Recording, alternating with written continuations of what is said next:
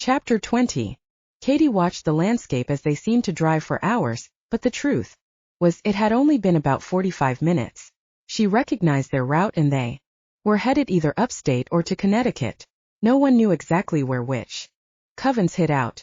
Their kind was more of a loose association rather than an organized community like the Lycans. Not that witches hated each other, it was just the way things were, at least that's what she remembered. Luther explained that Victoria belonged to a small coven from upstate, composed mostly of her own family members. The ride was silent and neither Victoria nor Derek had paid her much attention even when she asked them questions. They kept driving on further and further north until she couldn't keep track of where they were anymore. Only she had thought to slip her phone into her bra or something, but there was no time. Not when that blonde brute was ready to crush Nick's neck. Nick, oh God, she would never see him again. She didn't know if she wanted to weep with sadness or joy. The way he treated her those last moments was too cruel even for him. But couldn't she blame him? Those awful witches, what they said about his parents. Vasily must have told him, of course, as he witnessed the execution of his son and daughter-in-law's murderers. That bitter old man probably planted seeds of hate into the young boy. The car slowed down and they pulled into a gas station. I need to fill up, Derek explained. Don't be too long, darling, Victoria flirted. Derek ignored the witch, stopping the car in front of the gas pump. He opened the door and walked into the convenience store to pay. Cady's heart began to pound. Her mother seemed distracted, typing out messages into her phone. Glancing at the door, she realized that Derek had left it unlocked. Was this it? Would this be her only chance of escape? They were the only ones at this station in the middle of nowhere. I have to try. After hesitating briefly, she quickly grabbed the door handle, jerked it open, and jumped out of the car. Cady! She heard Victoria scream behind her, but paid her no mind. She ran as fast as her legs could carry her, in no particular direction except away from the car. A burst of speed propelled her across the gas station, but suddenly, an invisible force slammed into her. She flew high into the air and dragged back to the car, pinned against the metal body. She tried to wave her arms, but found herself unable to move. Where are you going, little one? Derek asked as he walked towards her. He had his hand up at her, as if he held her. Tsk. There's nowhere you can run to, don't you see? He moved his hand slightly and she felt the invisible grip loosen. Still, she remained rooted in the spot. Don't even try to escape. I may not be so merciful next time. Cady's eyes widened with terror and she nodded meekly. Now go into the car. He motioned to the car door, which swung open by itself. She meekly entered and the door closed, the locks clicking into place. With a wave of Derek's hand, I won't be making the same mistake. She slumped in the back of the car in defeat. Alex had to drag his wife to bed that night, but he simply couldn't stand by and watch while she ran herself into the ground. She ranted and raged against him, claiming that she needed all 48 hours Grant gave them, and didn't he think Cady deserved a fair shot? He reasoned that she needed rest and the only way to help Cady was to come back to the problem with a fresh set of eyes in the morning. Alynna was so angry at him, she slept in the other bedroom of their apartment. He lay awake in their bed, unable to sleep. He was conflicted. On one hand, the evidence was clear, but on the other, well, Cady was his friend and he couldn't believe she would do such a thing. And Alynna was his wife, but also a brilliant private investigator with sharp instincts. She saw something they didn't. Sometime in the middle of the night, the door to their bedroom opened, and Alynna crawled into bed with him, seeking his arms and comfort, and cried into his chest. He felt his heart breaking for his wife and for Cady. They slept wrapped around each other, until the sun was peeking out in the sky. It was already fall, which meant it was late, but they needed all the rest they could get. They got up, got dressed, and went to Fenrir, which was deemed safe by the fire department since there was no structural damage to the building itself. The office was quiet despite being a Wednesday, but that was because Grant told everyone to take as much time as they needed to process the events. The first thing they did was track down Dr. Jade Cross. It was easy enough, since she actually worked in the building, as Jared informed them. He put in a call to her office and she replied that she would be up as soon as possible. Now, Alynna sat in front of her laptop, a cup of coffee in her hand. I think we should try to find out more about Victoria Chatrain, and what she's been up to between the separation and now. Can we track down the coven? Where are they hiding? And I should probably brush up on how witches work. We don't know much about them, unfortunately, Alex replied. We don't exactly keep tabs on them, but if Dr. Cross is our expert on all things magical, then she should be able to fill us in. Good, now we need dash. A knock on the door made her stop. Come in, she said in an annoyed voice. Alynna. Liam Henney walked in, briefcase in hand. I heard about the gas explosion. Are you all right? Alex shot up from his seat. My wife is perfectly fine, he said in a tight voice. Liam squared his shoulders. Well, good morning to you too, he said sarcastically. I don't think we've been introduced. No, I guess not, Alex sneered. Alynna rolled her eyes. Alex, Liam. Liam, Alex. All done now. Can we do this pissing contest later? Both men relaxed slightly, though Alex remained standing. Ugh! She let out a frustrated groan as she walked over to Liam. What are you doing here? Oh shit! She slapped her forehead. We were supposed to have that meeting today. Someone should have told you that we cancelled. It's all right, Liam assured her. I assumed we wouldn't be able to meet, but I wanted to be here to come and see what I can do to help. That's sweet of you. Alynna was about to place a hand on his arm, but from the corner of her eye saw her husband tense. She put her hand down.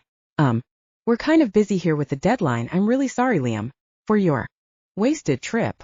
Don't worry about it, it's not a wasted trip, he said warmly, which only made Alex growl softly. I had some excellent results to show you and I wanted to deliver them personally. But I'll leave you to your work. Thank you, Liam, she said gratefully. Why don't you head over to Grant's office? Or I can arrange lunch or something. Thanks, Alynna, I'll be fine.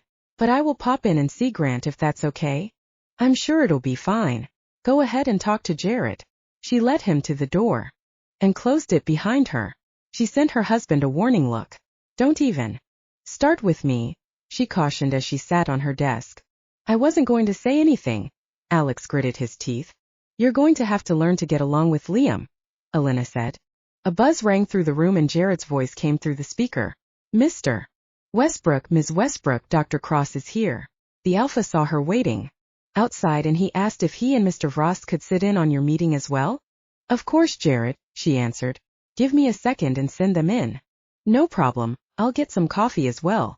When Alynna pictured Dr. Jade Cross in her mind, she imagined an older, matronly lady, maybe a female version of Dr. Faulkner.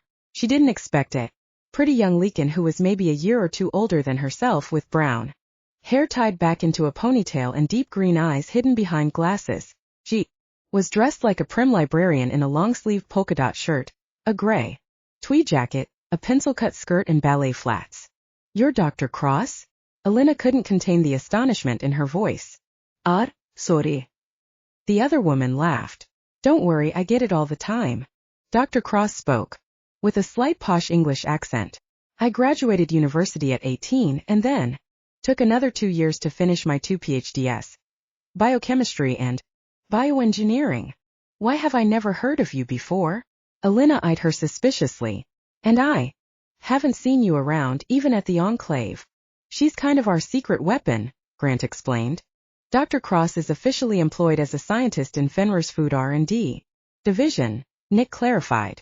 But she's actually our expert in all things magical. We've been funding her research and studies for 2 years now. Secret, so no one knows Lycans are studying magic?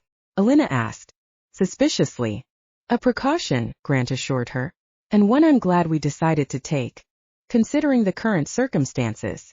It's an honor to meet you, Alynna. I've been wanting to study you and get up close. I mean, not study you like an animal or anything. Not that I think you're a zoo animal. Dr. Cross turned beet red. Sorry, you're not the only one who tends to put her foot in her mouth, but the fact that you're a true mate Lycan offspring from a human Lycan pairing and a true mate yourself, it's a fascinating study. I've been asking Dr. Faulkner for samples from you to study any possible magical properties, but Dr. Cross, please, Grant interrupted, barely hanging on to his patience. I'll let you have any sample you want, Alynna joked. If you can tell us more Right. She took out her tablet and opened up her files. I just finished my examination of the mailroom and the device itself. I can say with 90% certainty that it was Ognavea. Only 90%? Alex asked. Yes, well, Ognavea leaves no traces, so I can't be 100% sure unless the maker of the bomb confirms it. But all the signs are there, the relative size of the device and the blast, the green color of the flames reported by some of the eyewitnesses, and I've basically ruled out all other possible explosive chemicals the bomb maker could have used. I could, examine the bodies as well, but I don't think it's necessary at this point. What else can you tell us about the bomb itself? Alynna asked, staring at Dr. Crosspad. Well, nothing more than you already know, given the video evidence. The subject entered the premises sometime around 2:30 a.m. and planted the bomb on the southeast corner of the mailroom. The device was rigged with a timer, not a remote, to go off at 8 a.m., perhaps to coincide with the morning rush into work. Right. Alynna tapped her fingers on the pad to get a closer look at the remains of the device. Satisfied, she continued. What about witches? What can you tell us about them? Could they have done this? Dr. Cross took her glasses off. Well, we don't know a lot about how their society works, I'm afraid, since they don't keep records and they don't exactly talk to us. But I thought that you studied magic, and magic comes from witches? Well, I study magic itself, not witches in particular, Dr. Cross explained. It's kind of a broad subject what I'm researching, and the Alpha has given me free rein to learn as much as I can without sticking to one particular topic. Witches and warlocks are the main magic wielders in our world, dealing with nature magic, but there have been studies and research that suggest we Lycans held magic once too. But again, I'm still working on a few sources, but know which will talk to a Lycan about these things. What is nature magic? Alynna asked, curious. Well, it's difficult to explain in one sentence, but take Ognavea for example. This substance comes from nature, a mixture of various ingredients, like herbs and elements like wind, water, fire, earth. The substance itself is inert, but once it's powered by a witch's magic, by saying the right spell or incantation, that is, it becomes a powerful potion. So anyway, aside from their general hatred of us, Alex changed the subject. What motive could the witches, or whoever these people are, have to bomb us? The scientist shrugged. I'm afraid that's not my area, Mr. Westbrook. I'm not very good with people and their motives. I think we know why, Nick finally spoke up. They want to destroy us, of course. But why us? Alynna asked. Why the New York clan? Why not the High Council? Or even start small. Witches don't have a centralized organization, right? Dr. Cross shook her head. How could one coven even begin to mount an attack on a clan, and so sloppily too? Poisoning with belladonna, then a bomb? Doesn't make sense to me. Maybe they're just trying to scare us, or get ready for bigger things. Nick countered.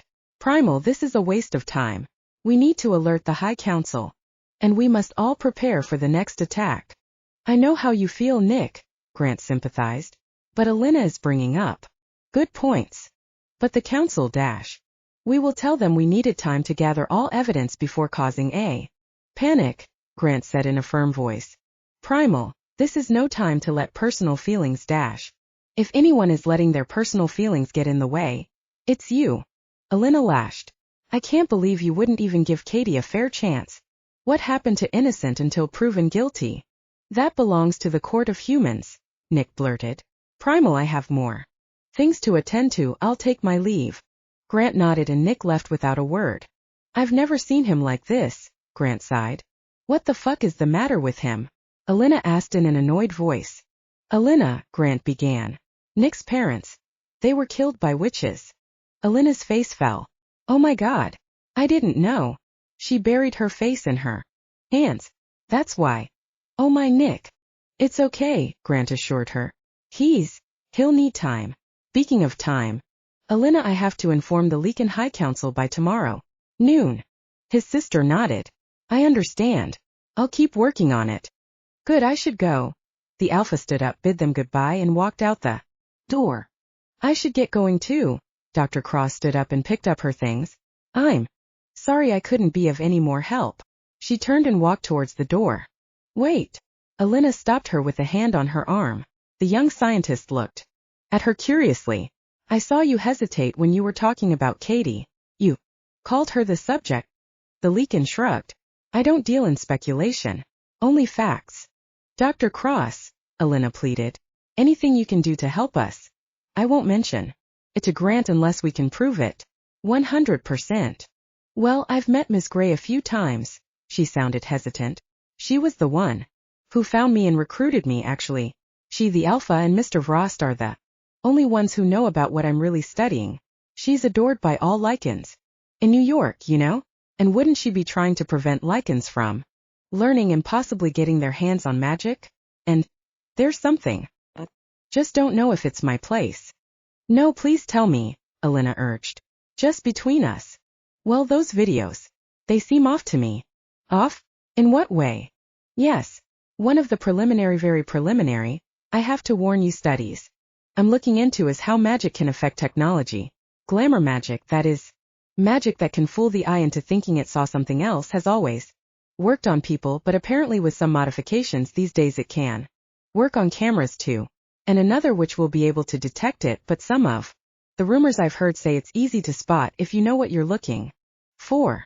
Show me. Alynna pulled her towards her computer and put the footage up. Well, see here. This footage from the CCTV from Blood Moon. Look at Ms. Gray's face. Doesn't it seem like it's glowing and unusually clear compared to all the other faces? She clicked on the other window. And the Fenrir footage. There it is again. You can tell it's clearly her. Scroll to the morning when the employees come in. Sure, you can make out their faces, but maybe if you knew them really well you could tell who it was, but none of their faces are as clear as Miss Gray's, even in daylight. Could it just be a trick of the light? She was always alone in those videos. Alex offered. Yes, could be, but also one of the theories is if this was a witch or warlock, they maybe overuse the glamour magic since they can't exactly calibrate the amount they would need to make it look realistic. But I don't really. I have some suspicions, but I can't back it up with evidence. Alynna looked thoughtfully at the computer screen. Dr. Cross dash. Please call me Jade. Jade, I can kiss you. She smiled. Thank you so much. This could be nothing, but it could be just what we're looking for. I'm glad I can help. Jade smiled back warmly. I have to go, but please call me anytime. She handed them her card. With that she left. I see the wheels in your head turning, wife of mine. Alex narrowed his eyes. What's the plan? Well, first I need to call some friends. Chapter 21. After the gas station, it was another hour of driving before they reached their destination. At this point, Cady really didn't know where they were. Only that it was some decrepit old mansion in the middle of nowhere. Victoria had hauled her out of the car, dragged her into the house and then into a room upstairs and locked the door behind her. She looked around the room. It was pretty big, decorated in a gaudy turn of the century style with lots of gold trim and red velvet. There was also no other door except the entrance, and it looked like someone had put steel shutters outside the windows. No form of natural light came into the room, but it was well kept. An hour later, Victoria had come in with a plate of food, and she was so hungry she didn't even think about what they served her, and she just ate everything. She lay on the bed for hours until she was just too tired to fight off sleep. In the morning, or what she assumed was morning, Victoria came again with breakfast. Hungry, dear? She asked as she put the tray on a table near the door. Eat up. Cady's stomach growled so loudly she didn't care. She sat down next to her mother and ate all the toast, eggs, bacon, and washed it down with orange juice. Glad you have an appetite, Victoria commented. There are clothes in the dresser. Go and get cleaned up. Then I'll take you downstairs to meet the master. The master? Cady asked. Who is the master? Victoria gave her a wicked smile. You'll find out soon enough. Now go and get dressed. With that she left. Cady could hardly disobey. After all, she was effectively their prisoner, and she wanted to know what would happen to her now. Although she thought there would only be long gowns and dresses in the closet, she was surprised to find an entire wardrobe with brand new underwear, bras, blouses, pants, dresses, and even shoes which were around her size.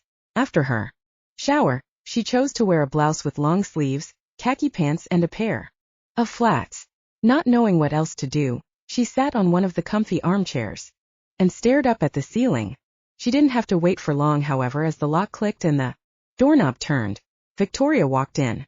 Come dear, the master is eager to meet you.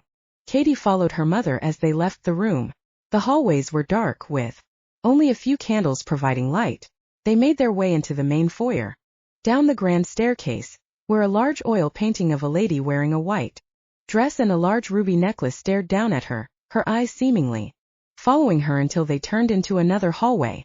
Victoria opened the large wooden doors at the end of the hallway, revealing a large, cavernous room. It was run down and unkempt like the rest of the mansion, but Cady could tell it was probably a ballroom of some sort, perhaps more richly appointed in its heyday. One side of the room was all glass, with a gorgeous view of the autumn leaves and some mountains in the distance. In the middle of the room stood a tall figure, dressed in black robes. The figure pulled down the hood, revealing long thinning white hair, a pale, withered face and red-rimmed black eyes. Welcome my dear Cady, please come closer. Off to his right, Cady realized was Derek, dressed in a loose white shirt, dark leather pants and boots. He looked handsome yet menacing with his unmoving blue-green eyes and long hair tied back in a ponytail. Victoria pushed her daughter forward. Here she is, Master Stefan, the older woman preened. Isn't she perfect? Dark eyes looked at her, almost piercing right into her. She is exquisite. Stefan moved closer, and when Cady looked away, he put his thumb and forefinger on her chin, his long nails pressing into her soft skin. Do not turn away from me, child, he ordered. Who are you? Cady dared to ask. What do you want with me? Why are you hurting the Lycans? Lycans? Stefan hissed, letting go of her chin and walking away from her. Do not mention those vile creatures to me, he spat. They are the disease in this world, and we will only benefit when we exterminate every last one of them. What does this have to do with me? She asked. And the witches, they've lived in peace with the Lycans for decades now. Stefan let out a haughty laugh. Witches? You mean those weaklings? The so-called witch assembly. He stalked back to her. They prefer to close themselves off from the world, keeping to their kind, while the Lycans continue to breed and pollute the planet with their presence.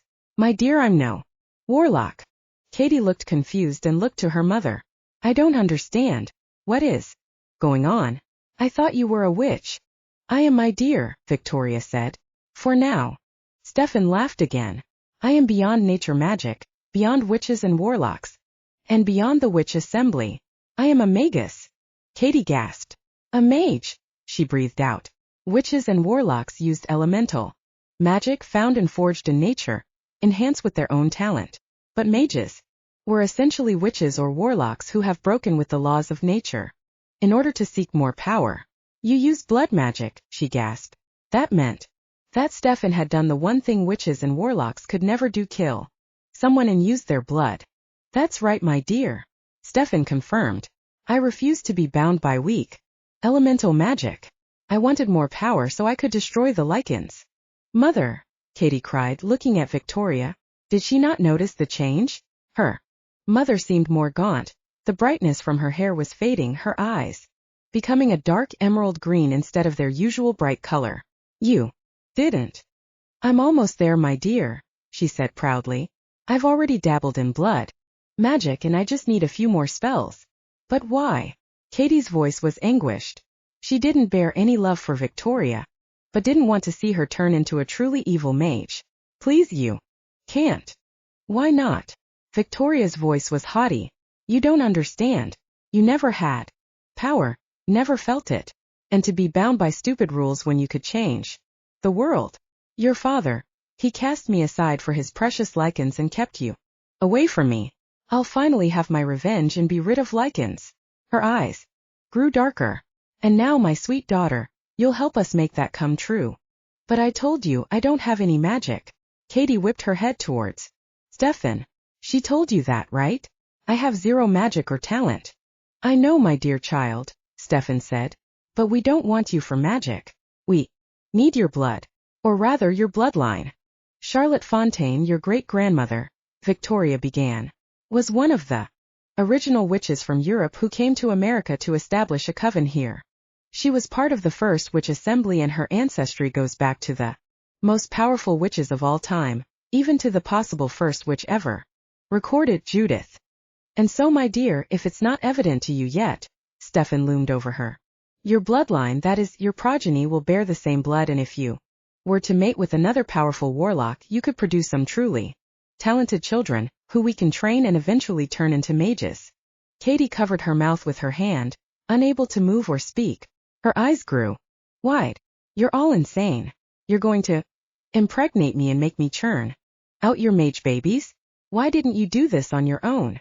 She looked at Stefan and Victoria meaningfully. Stefan gave bitter guffaw. Oh no, my dear, simply impossible. Once I transitioned from warlock to mage, I lost the ability to have children. However, he looked at Derek, my young protege, still very much a warlock and himself from an impressive and powerful bloodline, will make a fine sire. Her eyes trailed over to the handsome warlock, but Derek remained stoic and unmoving. This is crazy. Oh God, she was going to be a broodmare. And that brute, he would force himself on her until she got pregnant. You can't possibly think you'd get away with this. The old mage cackled. Do you think your precious Lycans will save you?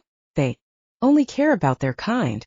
If they think that the resurgence of the true mate pairings will save their race, well, I will obliterate them before that happens, just like I did with that old alpha. Michael. Cady's eyes widened. That car wreck wasn't an accident, right? Of course not. True mate magic is powerful, and as soon as that spawn of his was born, it sent a shockwave through the magical world.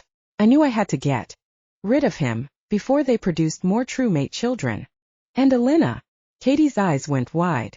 You were responsible for all those attacks against her. Smart girl, Stefan nodded. Being the only living true mate spawn we knew, she could also find her own mate. We couldn't risk it. Unfortunately, one of my people bungled that up and now we can't touch her. But no matter, he eyed her meaningfully. Soon you'll be mated to Derek and you too will produce a fine brood of mages to wipe every last Lycan off the face of the earth. No. Cady didn't know what else to do except launch herself at Stefan, but with a wave of his hand he pushed her away, slamming her against the wall. She cried out in pain as she slumped back. Mother. She reached out to Victoria. For a second, she thought she saw a flicker of compassion in her mother's eyes, but it soon clouded over. Do not defy the master, Cady. It will only bring you more pain. Derek. Stefan commanded. Take your bride-to-be back to her room and lock her up. Make sure she's secure. Tomorrow we'll have you mated and you'll produce your firstborn, my heir. Yes, master. Numbness followed the pain that spread through Cady's body. She followed Derek like a mindless zombie as he pulled her up and led her out of the ballroom. His grip was strong, yet gentle on her arm, and he even walked slowly and took shorter steps to accommodate her smaller stride. When they reached her room, she was about to yank open the door when he grabbed her shoulder, turning her to face him. Would it be so bad, little one, to make love to me? He asked, a finger tracing her jaw. I could bring you pleasure and not pain. I do not and have never hurt women in that way. I do not want to start now. Then don't do this, please, she cried, because I won't go to your bed willingly. I must do this, he stated. But you don't have to resist me. That will make it at least tolerable, and the master will leave us alone. And maybe someday it could also be pleasurable for you. His hand went lower to her collarbones and down over her breasts, tracing the curves ever so lightly. She looked into his eyes, his handsome face. Derek was sinfully attractive and he looked like he belonged on an underwear ad in Times Square. A lot of women would be fighting for a chance to climb into bed with him. But something about his touch made her recoil. Wrenching away from him, she ran into her room, straight into the bathroom, and lost her breakfast into the cold porcelain bowl. Chapter 22. Thanks, dude. Alynna said brightly into the phone as she watched the video she had just downloaded. I owe you $1 million. No, seriously, do you want $1 million? Ha ha ha. I can check my couch cushions. Alright, just your usual fee then, but I'll be sending over a bonus. When she hung up the phone, Alynna screamed in happiness. Sweetheart. Alex burst into the room, his face panicked. Who's in here? What happened? Alynna launched herself into her husband's arms, toppling him over until they were rolling on the ground. She leaned down and planted a long, passionate kiss on his lips. I'm sorry. I'm sorry I've been acting so mean and moody. Alex laughed. It's okay, baby. He pulled her head to her chest. Now, tell me what happened. I found it. Not just that, but I found 3 things that clears Cady. Really? Alex sat up, nearly knocking over Alynna. Show me. I will. But we need to go get Jade and get this to Grant now. Cady may be in danger. Grant sat across from Liam Henny, trying to concentrate on what he was trying to say. He nodded and smiled, but really none of the words were processing in his brain. He was worried about that call to the Lycan Council he would have to make as soon as the San Francisco Alpha left. He could feel Nick, who stood in his usual corner, even more tense than himself. The usually well-kempt beta was looking worse for wear, with dark circles under his eyes and his normally clean-shaven face showing some stubble. So as you can see, we're ready to move into clinical trials sooner than expected. Grant! A voice boomed from the door of his office as it burst open. 3 figures strode in. The one leading them was a bundle of energy Grant recognized as his sister.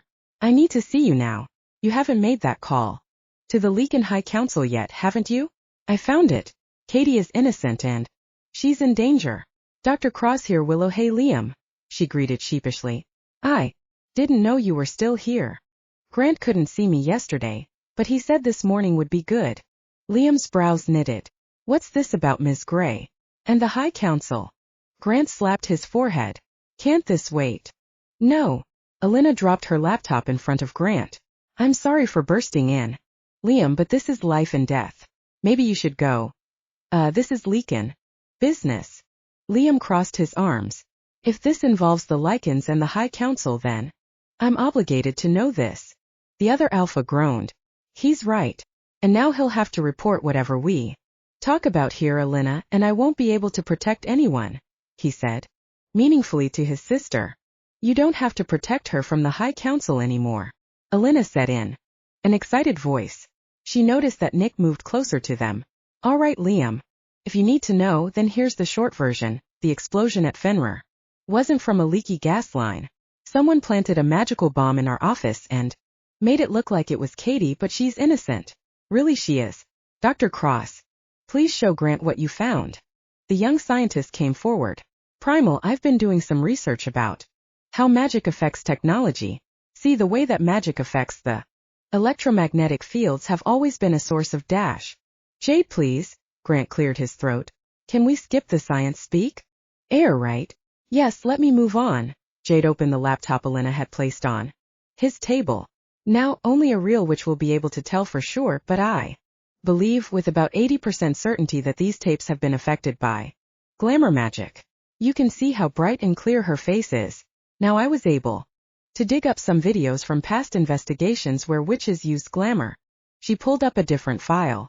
See, in this convenience store robbery? As from a few years ago, back before any such research was started. According to my sources, the perpetrator was a warlock. He put glamour on his face to make seem like he was a rival warlock. However, once other witches and warlocks saw the footage, they immediately recognized the spell. She put the 2 pieces of footage side by side. See? Same clear face despite all other faces being fuzzy and that slight glow around the edge. We know she's working with witches, Grant reasoned. Of course they would use some type of magic. That's not all, I have 3 more pieces of evidence to prove she's innocent. Alynna took some paper she had printed out and handed them to Grant. I had some of my hacker friends check out Cady's keycard. They said that on the surface it certainly looked like it was her card used to enter the building, but it was obviously spoofed. Spoofed? Someone made a copy of the card and then used it to enter Fenrir. She pointed to the paper. I had our IT guys double and triple check it. They confirmed it was definitely a spoofed card. They said something about the codes being different, but something that would only be picked up if we were looking for it. So she made a copy and gave it to someone. What are your other pieces of evidence? This time it was Nick who spoke up. Alynna looked at the beta's face, which looked conflicted. Good, she thought. I hope he grovels and begs her for forgiveness. But that would have to wait, since they needed to get Cady back first. Well, here's footage my hacker friends acquired from the Met at the same time Cady was on tape. At Blood Moon. She clicked on play and it showed Cady as she walked into the museum, paid for ticket and began to walk through the rooms. The Met was having one of their late hours and she didn't leave until they closed at 10 p.m. She scrolled the video forward which indeed showed Cady walking out the door at 10:05 p.m. So Cady I'm not done, Alynna interrupted him. There's one reason why I believe Cady is in danger. That she didn't run away but take him by force. Wait. She took a deep breath and pulled up another video. This time it looked like CCTV footage from a gas station. My friends. Well, they're pretty good at what they do. Their services, which aren't always on the right side of the law, cost a fortune but well worth it. They have some pretty sophisticated facial recognition software and I paid them to search for any signs of Cady in the tri-state area. Here's what they found. The footage showed a blue sedan pulling into the gas station and a tall, blonde man getting out of the driver's side. They could barely see the two other figures in the car. Suddenly, the rear passenger door flew open and one of the figures came running out. It was Cady, really Cady this time.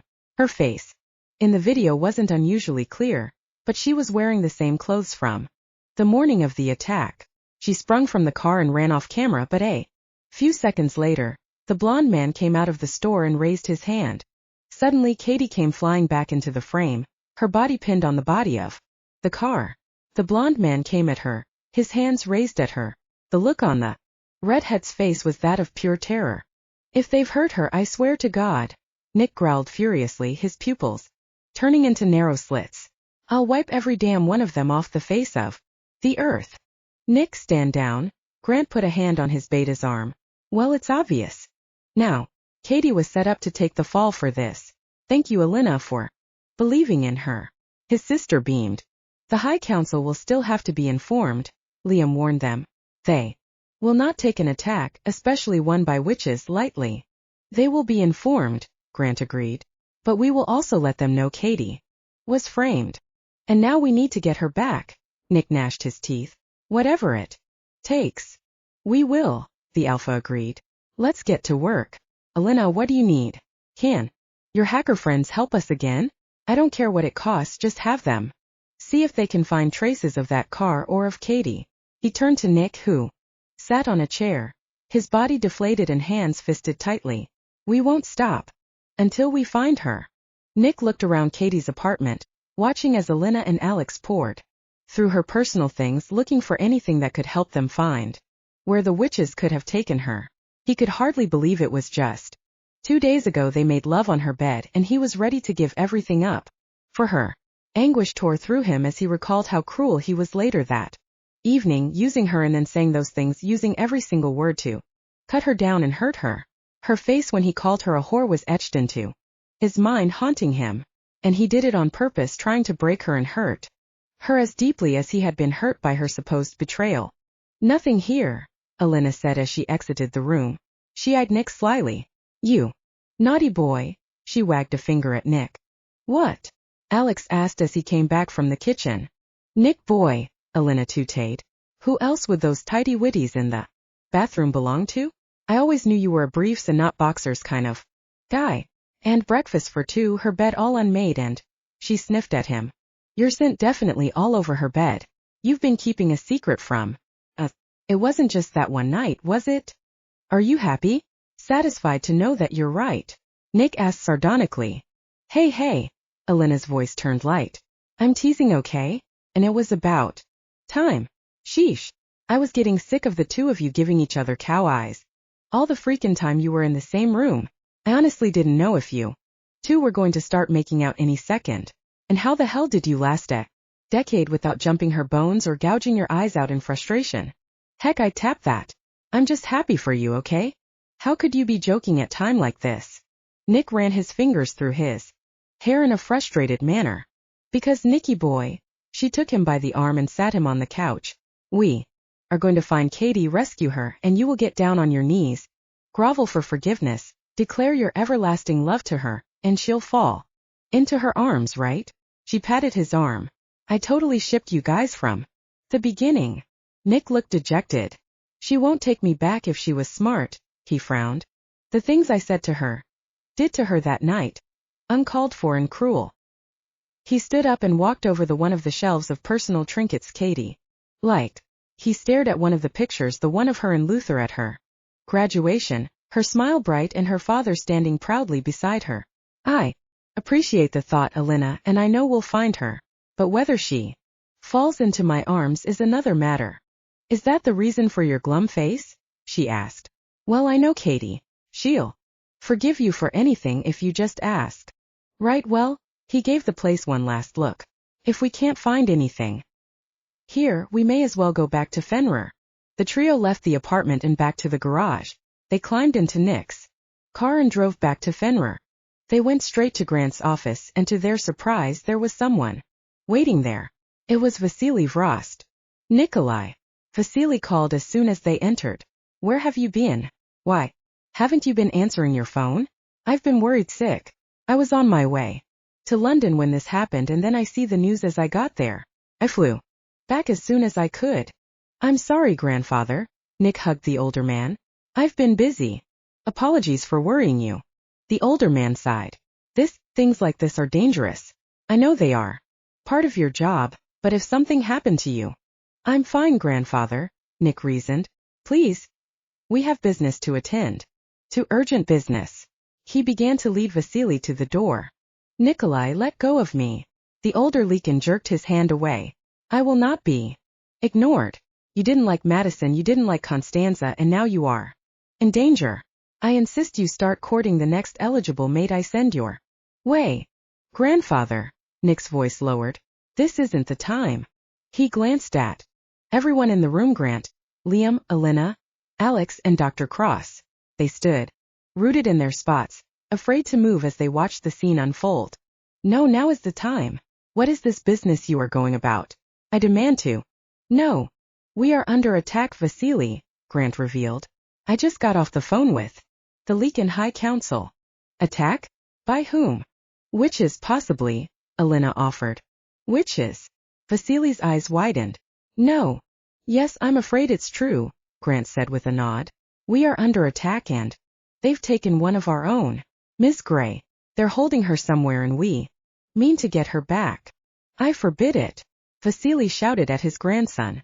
You will not risk your life and face the witches for that human. I told you to stay away from her. Gray is not vital to our kind, and you should let the witches have her if that's what they want. Grandfather. Nick roared at the old man, his face fierce. You will not insult Cady, and certainly not in this room. No. He cut him off when Vasily opened his mouth. You will speak no further of her, nor say her name. Understood. Vasily's face grew red with anger. You will never see the Hudson Mansion again. I will give it and everything to your cousin. Every chair, every plate, every vase in the house will belong to him. Nick looked defiantly at this grandfather. Good. He can have it. I don't want it. I never wanted any of it. Vasily's face turned into an ugly mask of hate. You will regret this, Nikolai. As he turned to leave, Nick called out to him one last time. Grandfather. Vasily stopped but didn't look back. I only hope someday you can put this all aside and realize why I need to do this. There was only silence as the older Lycan left. The beta collapsed on a nearby couch. Grant was already handing him a drink. I'm sorry, Nick. I'm sorry too. He took a sip. I'm sorry I let him go too far. Enough dramatics, Alynna declared. If we're gonna go find and rescue Cady, we need to start getting to work now. The tension slowly eased out of the room and everyone sat down and found a chair as they gathered together. Any traces of that car? Liam asked. Alynna shook her head. Stolen plate for sure. They're smart. But we do know that the gas station was somewhere upstate near the Connecticut border. Unfortunately, after that we haven't found traces of it at all. It's all backroads and single-lane highways out there. No traffic cams or CCTVs. Nick ran his hand through his hair in frustration. How else can we find her? Or find out who took her? A loud thump from the outside made everyone freeze, and then the large, heavy doors of Grant's office swung open, slamming against the walls. We may be able to help. Chapter 23. Nick felt the blood freeze in his veins and his knees buckled slightly. Beside him he could hear Alynna's cry. Cady. Alynna shook her head. No, wait. The beta could understand why the young Lycan thought she was seeing her friend standing in front of them. The woman who stood off to the side was almost a carbon copy of Cady. However, it took him only a second to realize that she wasn't his Cady. No, this woman was probably a decade younger, a few inches taller, and her hair was more strawberry blonde than red, her eyes light green instead of indigo blue. There were two other women who came in with her. On the other side of the Cady clone was a much older woman with white hair dressed in loose-fitting robes. In the middle was stunning redhead with blazing green eyes, wearing a white coat and white leather boots. While the younger woman looked like Cady. 10 years ago, she could be Cady's twin a decade or so from now. I'm sorry, Alpha. The woman in the middle nodded to Grant. I've been trying to reach you since the explosion. Your security and gatekeepers are top notch. But no match for you apparently, Grant quipped. Which? Yes, well, we were desperate, the woman explained. And, sorry about your admin. He'll be fine, he'll wake up feeling fresh as a daisy in a few hours. I told you that was too much beech root in the potion, the old crone beside them cackled. I'm still learning potions mixing, Estella, the younger Cady clone retorted.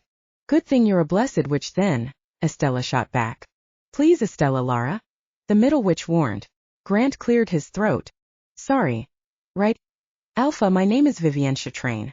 I'm Cady's aunt, her mother's twin sister, and head of our coven. Of course. Alynna slapped her forehead. That's why you look so much alike. Yes. And this is Estella Rodriguez, one of the senior witches from our coven. And, she motioned to the younger woman, my daughter Lara Chatrain. Lara smiled at everyone and gave them a shy wave, while Estella simply looked at her fingernails. No wonder she and Cady could be twins. Jade realized. Can we get on with it? Grant sounded impatiently. Of course. Again, apologies for bursting in like this, Vivienne continued. Where do I begin? We saw the news footage, of course, and some of the cell phone videos online. The explosion at your office was definitely made by Agnavea. We knew that, Grant confirmed. But what does this have to do with Cady? Well, it's a long story. Grant sighed. Why don't you sit down? All of you. He motioned for them to take a seat on the couch, and everyone made way as they walked to the center of the room. Vivienne sat in the middle, with the two other witches on her side. Thank you. Alpha, she began. You're aware of Cady's heritage, right? My sister was. Well, she's always been very troubled and rebellious. She married Luther Gray without telling us. Not that my mother wouldn't have approved, but it was certainly unusual. But she just left our coven to be with him. We just assumed that she had a happy life with her husband and her daughter. She never contacted us after they got married. Vivienne sighed sadly. Also, in the last few years, the witch covens around the U.S. and the Witch Assembly have been noting down some strange occurrences. What occurrences? Alex asked. Well, a few dark incidents. The traces of the use of blood magic. Specifically. Jade gasped. Oh no. Blood magic. Vivienne trained her eyes towards the Lycan. You know of blood magic? She nodded. I'm studying magic. She paused and then looked at Grant. Her eyes grew wide and she placed her hand over her mouth. Purely informational reasons, Grant explained. Vivienne narrowed her eyes but continued. Blood magic is the opposite of nature magic. It's an abomination, something real warlocks and witches would never attempt. You need to take blood unwillingly and often involves killing. We've seen a rise in the use of blood magic in the last few years, and so far, we've narrowed it to one ex-warlock. Stefan Nemagic. What do you mean ex-warlock? Jade asked. I thought you could never take anyone's powers away. Well, Vivienne looked apprehensive. As you know, magic takes many forms. There's nature or elemental magic, which you already know of, and sometimes we'll have people born with blessed magic, like my daughter. She was born with the ability to manipulate air currents. Lara smiled, and as she waved her hand, a gush of air swept through the room, sending various papers scattering to the floor. Amazing! Jade jumped up from her seat and rushed to the young woman. What else can you do? How much control do you have? Dr. Cross, please. Grant looked like he was going to have an aneurysm. Sorry. The young Lycan scampered back to her chair. Please go on. There's Lycan magic, which for some reason your kind seems to have lost, but is retained in some other forms. She turned to Alynna. Like when true mate children are born, the power of it sends a beacon throughout the magical world. So you know about true mates and my sister? Grant raised an eyebrow at the older witch. Purely informational reasons, Vivienne replied with an impish smile. Anyway, when you use blood magic, it takes its toll on you. You become something different and you lose your humanity and some say your soul. You also lose all connection to the rest of the magical world, becoming what we call a mage. Or in the case of Stefan, a magus or a master mage. He's the only one we know of that has reached that status, but we're quite sure he's turned a few other witches and warlocks into mages as well. Victoria too. Possibly, as we believe she's been working for him for the last 5 years at least. How do we Lycans fit into all this? Nick asked. And what do they want with Cady? Vivienne narrowed her eyes at Nick. Her face suddenly changed, then she smiled, her eyes sparkling. Estella and Lara also looked at one another. Mother, Lara began. Later, child. Vivienne put her hand on her daughter's. Anyway, let me continue. Our kind and yours have never had easy peace, but to tell you the truth, many of us now simply prefer to live our own quiet lives. Not all of us were taught to hate Lycans, but Stefan was part of a coven that always despised your kind. They see the Lycans as a threat to us and he was obsessed with destroying all of you. We believe that when the first true mate pairing of the last generation came about, he plotted to stop it and also the beginning of his rise to mage and magus status. There was no way he was going to let Lycans increase in numbers again. Wait, you mean? Grant's voice dropped. I'm sorry, Alpha. Vivienne nodded. He was threatened by Alynna and Alex, and as well as your father and her mother. Now that we witches have begun to connect the dots, recent evidence we uncovered suggests that he likely caused the death of your father. I knew it wasn't an accident. Grant gritted his teeth. Alynna grew pale. So the mages hate us, Grant said in a steely voice. They killed my father and tried to kill Alynna. But what about Cady? Why her? Several reasons. One was because she was so close to you. Stefan loves to play mind games, cruel as he is evil. He wanted you to believe she had betrayed you to catch you off guard and confuse you. Next, Vivienne's voice croaked slightly. This is difficult to say, but there's no other explanation. Stefan wants our bloodline. We are descended from the Fontaines, a powerful and old witch family. Victoria, myself, Lara, and Cady are the last carriers of Charlotte Fontaine's blood. They're going to take her blood? It was Alex who asked the question. If only handsome. Estella chortled and winked at Alex. The young Lycan blushed and his wife tried to hide a smile, amused by the cheeky old witch. Vivienne cleared her throat. Not just her blood. Her bloodline. They want her children. They will make her breed as many witch and warlock children and turn them into mages as soon as they manifest any power. Nick shot to his feet. I'll kill them before they lay a hand on her, he roared. This time, Alex and Grant had to hold on to him, as his eyes began to change and the muscles underneath his skin began to shift. Nick, please calm down, Grant soothed. We will find her before they do anything. He turned to Vivienne. What do you know? How do we rescue her? Where is she? Well, they won't just mate her right away. To guarantee powerful offspring, witches usually wait until certain times of the month or year to, procreate, plus they will probably perform some type of blood ritual before. Then to make sure. If my calculations are correct, tomorrow night should be the next possible date for the mating ritual, assuming they've found the right candidate. Nick had calmed down and sat on one of the chairs. How close are we to finding her? Alynna shook her head. I'm sorry, the trail went cold after the gas station. Everyone else looked at each other and silence filled the room. Alpha, Vivienne spoke up. We can help. Or rather, someone close to Cady, who has formed a bond of sorts with her, might be able to reach out to her. I'm the person she's known the longest, Grant offered. But we've never shared any sort of bond. Well, it's not about how long you've known her. Vivienne placed her hands on her lap. Bonds are strange that way. They can form instantly or maybe simmering on the surface. It could be something as simple as knowing how someone feels without saying it, or she looked slyly at Nick. Sharing dreams, perhaps. Nick shot to his feet. I think I can Reach her. Through dreams. All eyes turned to him. Vivienne looked like the cat that ate the cream. Good. Beta, she looked at him, her green eyes piercing into hers. Both you and Cady must be asleep for this to work, so we'll assume that she'll go to sleep sometime before midnight. We can help ensure you do reach her in the dream state if you don't mind us performing a ritual of our own. Whatever it takes, Nick answered. If it means getting her back. Cady was lying in the most amazingly soft bed. The linen soft and smooth. Cady, a voice called her. Cady, please. She opened one eye. She smiled as Nick's handsome face looked down at her. He was sitting on the bed. Nick, where did you go? She stretched and yawned. Come to bed, make love to me, she purred. Later, love, he said, stroking the side of her face. I want to. Promise I will, but I need you to tell me where you are. She sat up and looked around her. I'm at home, of course, she smiled. Dreamily.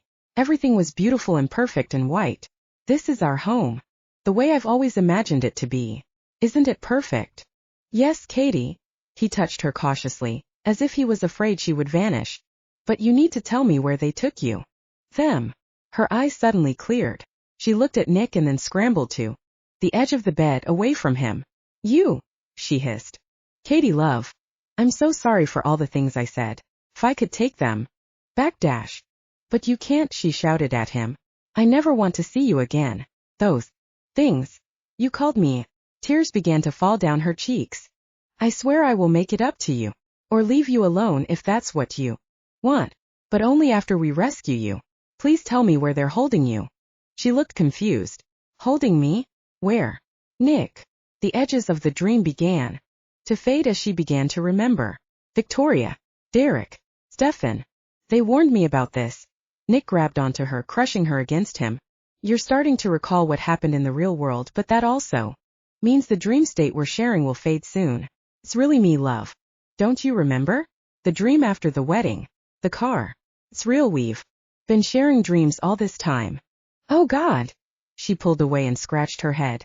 Her dream home was disappearing, the edges turning to black. Nick began to fade in and out. It's some mansion. Abandoned. Probably still in New York, but near Connecticut. Remember? She racked her brains, thinking of some clue. The mansion was turn of the century, had a big ballroom with an entire wall made of glass, overlooking some mountains. There's at least 2 floors, and there was a grand staircase and a large portrait of a woman in white with this gigantic ruby necklace. Oh, Nick, I wish I knew more. They're keeping me in my room. I can't go out, and I can't even look out the window. Have they? Did anyone hurt you? She shook her head. Not yet. Tomorrow, they said. But the dream ended before she could continue. Cady's body was soaked with sweat as she woke up. She sat up, turning on one of the lights beside her bed. Oh my God, she cried out. Nick. It had felt real. Wait, it was real. Nick really was in her dream, right? Hopefully she had given him enough information to find out where she was being held. Nick woke up with a start. He was back at the Enclave in his own apartment. And the 3 witches peered down at him as they sat by his bedside. Everyone else was waiting in his living room. Did it work? Laura asked excitedly. He nodded his head and she hopped off the bed to call everyone in. As the rest of them walked in, he reached for a bottle of water, trying to calm himself. His heart was beating fast, his anger rising again. It was his wolf wanting to be released. He had never felt like this before. She's unharmed for now. He took another swig of water. She's being held by the mages in an old, turn-of-the-century mansion either upstate or in Connecticut. It's at least 2 stories and has a ballroom with one side that's entirely made of glass and view of some mountains and trees that have already turned. Alynna was jotting down note furiously into her notebook. What else? There's a portrait of some sort, probably in the main foyer. A woman in white, wearing a large ruby necklace. That's it? Grant asked. He nodded. She faded away before I could get any more. It'll have to be enough, Vivienne sighed. My team and I will get to work, Alynna said as she raced out of Nick's bedroom. Chapter 24. In the small setup in Nick's penthouse, Alynna worked for hours, going back and forth with her hacker friends over video chat. There were 3 of them on the screen, but they only agreed to work for them if no one except Alynna saw Their faces. Alex and everyone else tried to assist, but none of them were as computer savvy as Alynna except Liam. Much to Alex's annoyance, the alpha took a seat across his wife and they worked together with ease, throwing research and computer jargon at each other. They all waited around, taking turns assisting Alynna and Liam when they could, and also finding spaces to take quick naps. Alynna herself stopped at around 3 a.m., cuddling up to her husband on one of the couches. By the time she was up again, Liam was getting ready to crash in the guest room. The witches had long retired to one of Nick's spare bedrooms, and the Lycans lounged around the living room. Nick was alert and up, not even feeling slightly sleepy. Finally, at around 11 a.m., while everyone was eating lunch, Alynna had a breakthrough. I think I know where they're holding her, she said, turning one of her monitors towards the others. Gracie House in upstate New York. About 3 hours' drive from here. It was an old mansion on a sprawling estate near Connecticut. Alynna clicked through the photos, showing a large picture window in a ballroom overlooking some mountains. The next photo showed a portrait hanging in the foyer with a woman in a white dress, a huge ruby pendant hanging over her chest. That must be it, Nick urged. Let's go now. We should verify it first, Grant calmly added. What if she's not there and we spend 3 hours driving up there and it turns out she's across the state? How can we be sure then? The beta's hands curled into fists. We need to act now. How about we start with satellite photos first? Guys, Alynna looked at her hacker friends on her screen. Any satellites we can borrow today? It was hours after her last meal, and Cady assumed it was probably nearing evening time. They didn't tell her anything, but she only assumed from what little she knew of witches, that there would be some ritual before they made her. She shook her head. She mustn't think of that. Nick said they were going to find her, right? That they would come for her and rescue her. She would just have to resist and stall as much as she could. As time passed, Cady lost all hope of a rescue. Finally, the door to the room opened and Victoria, plus 2 other women she'd never seen before, came in with her. Finish this meal. She placed a tray on the table. Don't even think about disobeying me, child. She was so hungry she devoured the food quickly. Afterwards she felt lightheaded and the world around her became blurry. Now be a good girl, take off your clothes and get into the tub, Victoria ordered. Cady made her way to the large bathroom, removed all her clothing and stepped into the tub. The other women must have filled it with warm water while she was eating, along with some scented oils that made her sleepy. Strangely, she felt calm, even as they helped her out of the tub and began to dry her and then dress her. They put her in a white linen dress that came down to her heels, but had a deep V that ended just above her belly button, exposing the deep curves of her cleavage. They brushed her red hair until it shone, then arranged it artfully, pinning a few curls up while leaving some tendrils down. Finally, they placed a gold circlet around her head. You're ready, Victoria proclaimed. Cady felt like she was floating as she was led out of the room, down the staircase and into the ballroom. There was a large wooden square dais in the middle of the room and a dozen or so hooded figures stood around it. Derek, dressed in white linen robes himself, was standing up on the dais, a small table with a large gold bowl in front of him. Time to begin, Stefan proclaimed. He stepped towards the circle and they parted as he went through, joining Derek. Victoria brought her up to the dais, guiding her so she stood in front of Derek. She looked up at his cold, handsome face. Cady thought she'd be more scared, but instead felt dazed. Everything around her seemed to blur and shimmer. Why am I feeling so? She looked at her mother. You drug me. For your own good, my dear. Victoria patted her arm and she flinched. Don't touch me. Don't fight it, my child. This is meant to be. Years from now, you will be a hero, the mother of mages. No, she tried to protest, but she felt too weak. Get on with it, Stefan ordered. Yes, master, Victoria bowed. She took something from her belt, a long, sharp, jeweled knife that she held up in the light. She took Derek's hand and then cut into his palm, squeezing it until drops of blood flowed out, dripping into the bowl. His blood and then your blood. She grabbed Cady's hands and repeated the motion, slashing deep into the young woman's hands and letting drops of blood fall into the bowl. Your blood and his will mix together and we will know you. We'll be blessed tonight. Victoria placed her hands on the rim of the bowl, closing her eyes and murmured some words. Around them, the hooded figures began to chant. She opened her eyes, which had now turned fully black like Stefan's, and Cady gasped at the sight. "Mother," she cried out. "No." The witch looked straight ahead, unmoving as she continued the chant, and the others grew louder and louder as they followed her. Suddenly Victoria's eyes cleared and she was knocked back, toppling to the ground. "No!" she screamed. "What happened?" Stefan hauled her up to her feet. "What did you do?" "Victoria." "It wasn't me." Victoria swore. "It's not." She looked down at the bowl and then at her daughter. "You slut." Stefan pulled her aside and looked at the bowl himself, then at Cady. "What is the meaning of this?" The cloud around Cady's mind cleared and she shook her head. "What do you mean?" Her mother grabbed her arm and yanked her towards the bowl. She cried in pain. "Look, your blood." Victoria shoved her head down and Cady peered down. The two pools of blood gathered on opposite sides, almost repelled from each other. "I don't know what this means." She yelped in pain again as Victoria dug her nails into her hair and yanked her upright. "You're not compatible." In fact, Victoria removed her hand from her hair and grabbed her abdomen. Her eyes grew wide. "You're already carrying a child," Stefan roared, sending the house shaking. "You slut. You whore."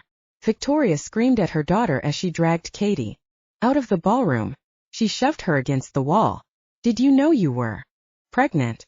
"No, obviously not." A loud crash came from the ballroom. Cady felt the wind knocked out of her and her first instinct was to place her hand on her belly. "How can you be sure?" she asked. "She can't have been more than 2 weeks pregnant." "Oh God, was it the night of the blood moon?" "I took precautions. The morning after pills, she took them as soon as she could." "Was she too late?" "Not good enough, I guess. Magic doesn't lie, your blood wouldn't mix with Derek's because you're already pregnant." Her mother spat. "Who is it? Is it that alpha? You dare let a Lycan defile you and put a pup inside you? Oh my God. A child. A baby. Nick's baby." A rush of emotions went through her. She had to escape, do everything she could to protect it. "No," she denied. "It was a human lover, someone I met at a bar. If they knew it was Nick's baby, they might use it against the Lycans or worse, force her to get rid of it." "You lie."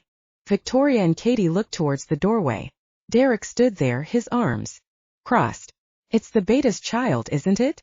You lay with him just before we arrived at the hotel. You've been with him for a while now." "No," she protested. "It's not his. I've had dozens of human lovers, it could be any one of them." Derek walked to her and peered down at her. "Oh no, little one, another lie. You've only been with him." She began to sob, and she covered her face as tears streamed down her cheeks. "No. No, please. The master wants her back in the ballroom." Derek didn't even wait and took Cady by the arm and guided her back in the room. The ballroom was empty, though the wooden dais lay in the corner, smashed to pieces. Stefan stood in the middle, his arms crossed. "Bring the filthy Lycan whore here. I will take care of her." He pointed a finger at her. Victoria seemed distraught, but unable to move. Derek cleared his throat. "Master, would it not be more prudent to keep her alive? For leverage." Stefan put his hand down. "What do you mean?" "If she does carry the spawn of the Lycans as beta, we can use her as leverage." "No," she protested. "And Nick, he won't want me or the baby. He hates witches. His parents were killed by witches and he'll never recognize any child we had. His grandfather would disown him." Stefan looked from Cady to Derek. "You're sure she's carrying the Lycans child?" "I can't be sure until we see the child, but what would we lose if we waited?" Derek shrugged his shoulders. "We're already prepared to house her here until a child comes. Besides, it's early yet, we may still be rid of the child." Cady gasped at his callousness. "You son of bitch," she cursed. Stefan looked thoughtful. "Take her away for now and let me think on this." "Yes, master." Derek bowed his head. He made a motion to grab Cady but stopped as a loud crash came from outside. "What was that?" Victoria whipped around. "Master." One of the mages wearing a hood rushed into the ballroom, shutting the door behind him and bracing against it. "They're here." "Who?" Stefan asked angrily. The Lycans. And they've brought witches. The mage cowered, then was thrown towards the wall as the doors flew open. Chapter 25. Stefan. Vivienne shouted as she entered the ballroom. Lara followed behind her, and the Lycan force filed in. Grant, Nick, Liam, Alex, and Alynna stood behind the two witches as Lara waved her hand, the door slamming shut behind them. Witch! The magus hissed at Vivienne. And you brought these dirty creatures, too. What have you done, mage? The witch's eyes flickered over to the side where Victoria had taken hold of Cady, a knife at her throat. And you, dear sister. You would harm your own child, our blood. Stay away, all of you. Vivienne screamed. If you value her life, you will leave now. Stefan laughed. You fools, you cannot stop me. Nick looked at Cady, his anger boiling and rage barely contained. Let her go. Silence, creature. Stefan ordered. You do not tell a magus what to do. Give up, Stefan, Grant bellowed. We've got you surrounded. We have more forces outside, and all your mages have deserted you. The magus' eyes turned hard. You lie. They would have stopped you. Your pathetic force turned coward as soon as they saw the Lycans in wolf form. Surround the house, Nick declared. No. Stefan screamed in anger, the house shaking again. Derek, he called. Yes, master. Derek sprang forward, stepping in front of Stefan. Go. Master. Before anyone could do anything, Stefan spun around and disappeared. No. Vivienne cried as she leapt forward, Lara right behind her. With a flick of his wrist, Derek sent the two witches flying across the room. The women slumped against the wall, the wind knocked out of them and they struggled to get up. Liam and Alex went at him next, a black and a brown blur launching at the warlock as they shifted into their Lycan forms. Derek was able to bat them aside, but not before Liam's paw reached out and clawed him on the shoulder. The blonde warlock staggered back as blood stained the front of his white robes. Grant and Nick shed their clothes as they transformed, ready to attack the warlock. Grant's wolf was large and imposing, with thick black fur and over 6 feet tall when standing on its hind legs.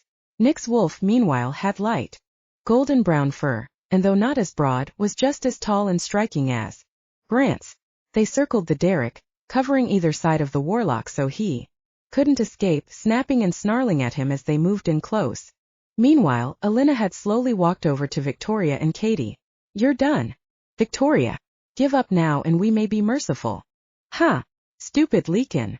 She gripped Cady tighter, the knife cutting into her throat, a drop of blood forming at the tip. If you come any closer, I swear. You'll what? Alynna asked. Kill your own daughter? Or maybe I could kill you. Victoria aimed the dagger at her. Alynna laughed. Try it, witch. Belladonna couldn't kill me. I'd like to see what your little letter opener can do to me. Cady took the chance and reached out and grabbed her mother's arm, twisting it away. Victoria screamed in pain and her other arm let Cady go. She staggered forward, falling into Alynna's arms, crying in relief.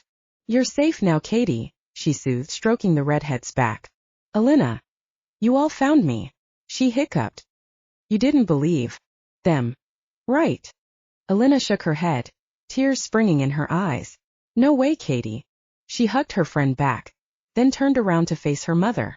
Her eyes widened in horror as she saw Victoria drag herself towards Nick, still in wolf form. He had his back exposed to her as he flanked Derek on the right side, opposite Grant. No! Cady shouted as she ran, her legs sprinting towards Victoria. As her mother moved to stab Nick with her knife, she shoved her body between them, the knife plunging into her stomach. Victoria screamed in anguish. What have you done? She grabbed Cady before she crumpled to the ground. Both Grant and Nick's wolf heads whipped towards Victoria's screams and sobs. Derek seemingly forgotten. Both wolves growled and ran towards the two women. Victoria! Derek leapt towards the older witch, grabbing her by the shoulder. Leave her. We must join the master. Now. I can't. Cady! She cried as blood oozed out of Cady's gut, staining her own hands and clothes. The warlock paid her protests no mind as he pulled her into his arms and they disappeared into thin air. Goddamn you, no. Nick howled as soon as he transformed back into his human form. Cradling Cady into his arms, he pulled her close. No love, please hang on, he cried. Blood began to seep into her white linen dress, dripping down the front, the sticky substance covering his bare chest. Alynna sobbed, and Alex, who had run towards the scene, wrapped an arm around his wife. She folded herself into him, sobbing uncontrollably. Nick rocked Cady's lifeless body against his. You can't, so, please Cady. I love you.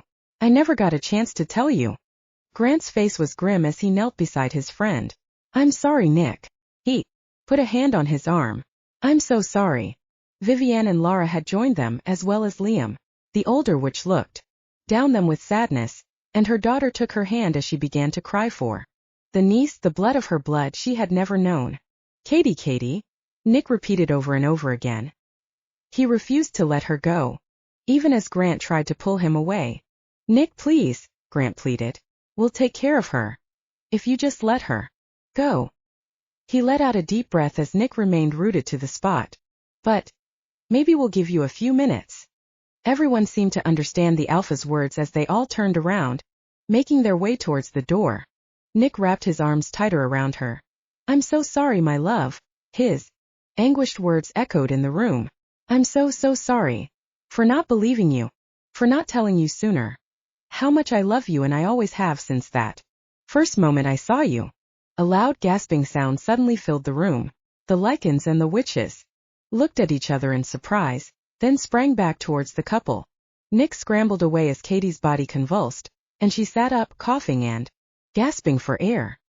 He knelt in front of her, stunned as Cady parted the front of her dress.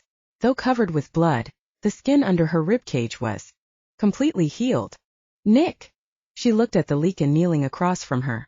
Why are you naked? She looked around and her cheeks grew pink. Oh my God, you're all naked. Nick half laughed and half sobbed as he pulled her towards him and kissed her fiercely on the lips, tasting her as if he'd never get a chance to kiss her again. Cady squeaked in surprise but moaned as he continued to devour her lips. A cough interrupted them and the couple looked up at the others, watching them. Alynna and Alex were grinning at them. Grant looked relieved, while Liam and Lara seemed embarrassed, both of them suddenly finding the moldings on the wall interesting.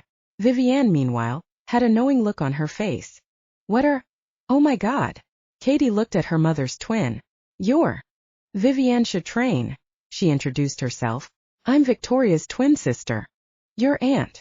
Cady's eyes swung to the other redhead. And you. I'm your cousin, Lara. With Nick's help, Cady stood up and then walked towards mother and daughter. You're of my family, she declared. Yes, Vivienne smiled, her eyes shining with tears. We are your family. Hold on, this is great, but...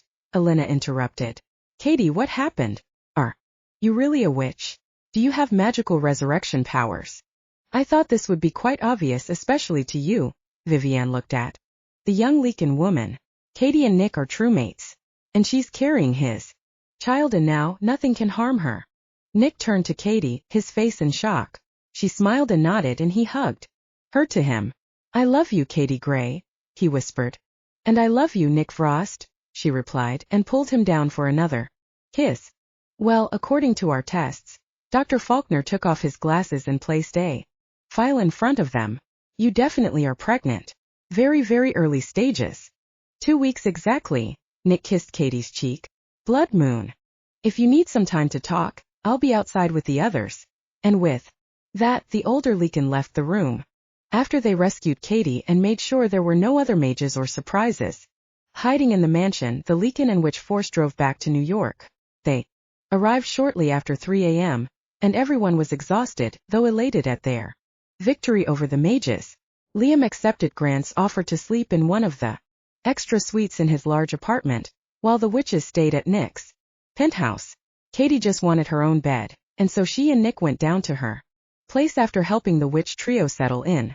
Nick slept with his arms around Cady all night, as if he was afraid that she would disappear. In the morning, they went straight to the medical wing of the Enclave to have Dr. Faulkner administer a pregnancy test. Nick turned to Cady. Cady, my love, I've just been so happy to have you back. I haven't apologized for the things I've done. I'm so sorry. He took her hands in his. Can you forgive me for the things I said a few days ago? Calling you Dash. She kissed him soundly on the lips. I forgive you for everything. So easily, he teased. Aren't you going to make me grovel at least? Alynna said there should at least be some groveling on my knees. Cady laughed, a sound that made Nick's heart soar with joy. If you want to grovel, go ahead, but it's not necessary. She lay her head on his chest. I thought I'd never see you again. He took a deep breath and held her tight. Me too. He kissed her hair, inhaling the deep scent. I've always wondered why you smell so good to me. Like caramel apples. He paused, thinking of his conversation with Grant after the blood moon. Apparently, I'm the only one who can smell your scent. You just smell human to everyone else. Really? She asked. Oh, you smell good to me too. Like Christmas or winter. My favorite time of the year. Strange, huh? He stroked her hair. True mates, you and me? I didn't even think it would be possible. First Alynna and Alex and now you. And me. I meant what I said if you heard me last night. He smiled down at her. That first moment I saw you I was a goner. I fell in love at first sight. She wrinkled her delicate brows trying to remember. Oh my God. The airport. Her face went red. I remember treating you poorly because I was so mad Grant wasn't there. He laughed and kissed her nose. You were adorable. And stole my heart right then and there. I don't believe you, she smirked at him. You're teasing me.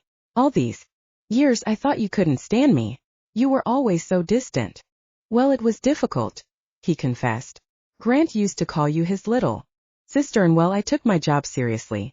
And he would have kicked my ass if I seduced you the same day I met you. And so you waited 10 years. Ha! You walked into my room that night, he retorted. To prevent you from tearing up that hotel. She swatted him playfully on the arm. Well, believe it or not, it's true. Nick took her hand and threaded his fingers through hers. I'll just have to keep proving it to you now, won't I? He kissed her again, softly and gently this time. She sighed when he pulled back. I didn't instantly fall in love with you that moment, but all these years, well, it took much longer for me, but here I am. I love you, Nick. Frost. After a few more kisses, Cady stood up. Come on, let's go and join everyone. She turned towards the door, but felt a tug on her hand. When she looked back, Nick was down on one knee. I said you didn't have to grovel. The blonde Lycan smiled up at her and took something out of his pocket. She gasped. What? Cady Gray, love of my life, my true mate, and future mother of my pups. Will you marry me? Her jaw dropped, and it wasn't just because of the huge rock sparkling in front of her. How did you? It was my mother's, he explained. I took it out of the safe before we came. To get you. Just in case. Just in case. Just in case you maybe hit your head and got amnesia when insane, or got hit with confusion potion and agreed to take me back. He said sheepishly and pushed the ring closer to her. I mean, I knew it was a small chance you would forgive me, but still. What do you say, Cady? Yes, she choked as he slipped the ring on her finger. Yes, always. After a few minutes, the couple went out to the waiting room where everyone was waiting for news, including Estella and Jade, who had stayed behind in Manhattan during the attack. The raid on the Mage Lair was relatively easy, with Nick bringing most of his security forces as backup. Aside from one minor injury, everyone was safe and unharmed. Well, it's confirmed, Nick announced as they entered the waiting room. Oh my God, you're knocked up too, Alynna shouted happily as she bounded forward, hugging her friend. Yay! Are you hungry? I am. We can go raid buffets together. I love watching the waiters squirm when they see me. Two pregnant true mates? Alex slapped his forehead dramatically and looked at Nick.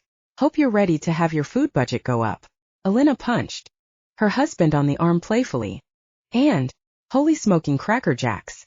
Alynna took Cady's left hand and held it up to the light. I hope you have an armed guard for that thing. Cady blushed.